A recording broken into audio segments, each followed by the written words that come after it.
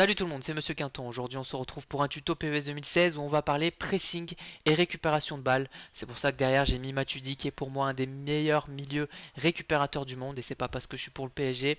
C'est un aspect du jeu qui n'a pas été beaucoup traité sur YouTube ou sur les sites spécialisés. Donc je l'ai fait aujourd'hui, j'espère que ça vous apportera quelque chose. En tout cas il n'a pas été facile à faire ce tuto. Donc il est assez basique, je vais vous montrer les commandes de base pour faire votre pressing. Et je vais aussi surtout vous donner des conseils pour bien faire votre pressing de façon intelligente et ce qu'il faut éviter de faire. Après ça reste que mon avis. Allez, on commence ce tuto par le pressing classique. Donc là, celui-là, je pense que tout le monde le connaît, je vais rien apprendre à personne.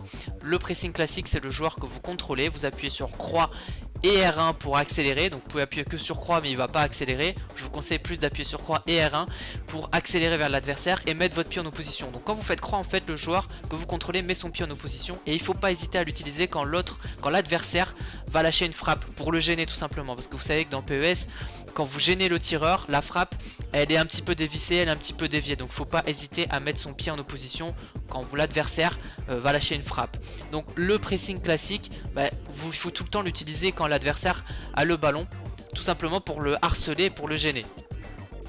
Les maîtres mots de ce tuto, c'est l'agressivité. Pour faire un bon pressing, il faut être agressif, mais c'est aussi et surtout l'anticipation. Il faut savoir bien lire le jeu et anticiper. Vous voyez ici, le joueur en bleu va recevoir le ballon. Il a deux solutions, soit il la met en profondeur là-bas, soit il va s'emmener le ballon au milieu de terrain, ou alors il va partir seul. Mais je sais qu'il va se l'emmener pied droit, donc du coup avec mon joueur, j'anticipe et avec croix, je récupère le ballon.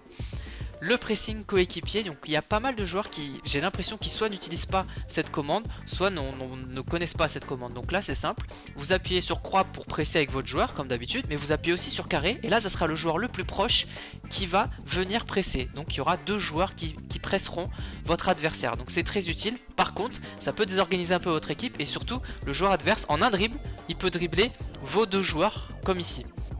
Moi perso j'utilise tout le temps la touche croix pour presser, je pense comme tous les joueurs. Et j'utilise aussi également beaucoup la touche carré pour faire un pressing coéquipier. Sauf qu'il faut savoir l'utiliser à bon escient. Vous voyez ici j'ai utilisé la touche carré pour demander à Godin de presser mon adversaire. Sauf que c'est pas un bon plan, parce que derrière mon défenseur central, il va venir presser mais il va se faire dribbler et il va laisser la défense centrale seule. Il n'y a plus de défenseur central, donc c'est très très dangereux. Donc il faut pas utiliser vos défenseurs centraux pour presser à 30 mètres, 40 mètres, 50 mètres des buts. C'est beaucoup trop dangereux, il faut plutôt défendre en reculant et pas leur demander de presser. Vous voyez ici c'est un peu l'exemple inverse où j'utilise mon milieu défensif pour presser et je lui demande de presser seul sans aide de coéquipier. Ouais mais du coup il se fait dribbler, l'autre il fait la technique du tourniquet et derrière il y a un trou au milieu. Ce que je vous conseille déjà au niveau tactique, c'est de mettre le réglage pressing constant agressif. Comme ça l'ordinateur il est conditionné pour faire un pressing agressif sur l'adversaire. Je l'utilise tout le temps, tous les matchs, que j'ai une petite équipe, une grosse équipe, que je sois mené ou pas, j'utilise tout le temps. Peut-être à tort, mais en tout cas mon style de jeu c'est un pressing important, harceler l'adversaire tout le temps. Alors l'anticipation, je reviens là-dessus, regardez ici. Mon joueur en blanc, il va pas foncer sur l'adversaire avec le bouton croix en appuyant comme un bourrin. Non, il va essayer d'anticiper une passe. Et vous voyez, j'ai réussi à contrer la passe. Bon derrière il y arrive quand même, mais j'ai réussi à contrôler. Regardez ici Dextrous, que je salue, avec qui j'ai joué la dernière fois, où là l'attaquant il sait que je vais la mettre en retrait, donc hop il anticipe et il récupère le ballon. Voilà, c'est exactement ça. Le pressing c'est de l'anticipation, c'est très important. Vous voyez ici avec mon défenseur, là je sais qu'il va me mettre une passe en profondeur, je le sais, il m'a envoyé un fax avant, donc du coup j'ai juste à reculer et à récupérer le ballon. Là dans ce cas présent, quand vous avez un adversaire qui fait une passe en retrait, avec le bouton L1 vous changez de joueur, vous contrôlez le joueur de l'autre côté et vous voyez l'adversaire il l'a vu et donc du coup il a fait un dégagement n'importe comment parce qu'il a eu peur que je récupère le ballon. Ça aussi ça peut arriver dans des matchs en ligne.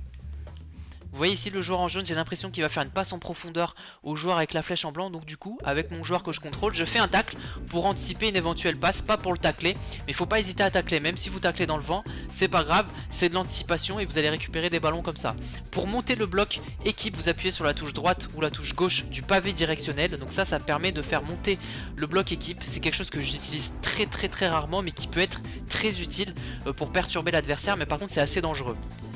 Donc Donc le conseil que je vous donne aussi, c'est quand l'adversaire a le ballon en défense, là il faut contrôler votre attaquant. Donc ici en l'occurrence je contrôle Zlatan et je demande à l'ordinateur de presser lui-même. C'est à dire que c'est pas moi qui fais le pressing finalement, c'est l'ordinateur avec la touche carré.